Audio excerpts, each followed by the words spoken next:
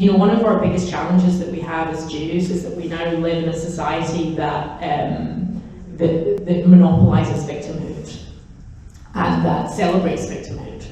And Jewish identity isn't about victimhood. It's about resilience, it's about pride, it's about survival. You know, I was at Yad Vashem a couple of weeks ago. I hadn't been to Israel in about 6 years. And I was doing a tour of Yad Vashem, and I can't remember if I had any kind of like tangible memory of how I felt in the museum before, but suffice to say, it was my first time in the museum as an activist for Jews and understanding my role. And I sat with myself afterwards and thought about what my reaction to the museum was and how I felt when I left. And of course, there are feelings of anger, there are feelings of, you know, how dare you at the world, you know, because I really feel that viscerally. But I also felt hugely proud when I left the museum. I felt really proud.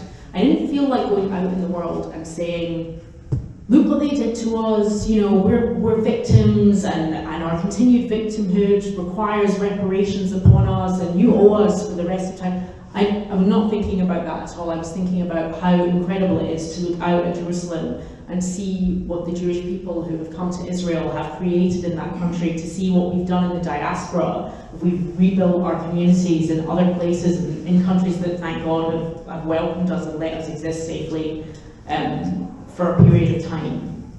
And this is not attractive to the current ways in which people dialogue about society, because we live in these oppression hierarchies now. And it's about who's the biggest victim, and we have to pay most attention to that voice. And people don't want to hear us because we're survivors and we're imperfect victims because we're strong and we have a strong nation, and that's problematic, you know.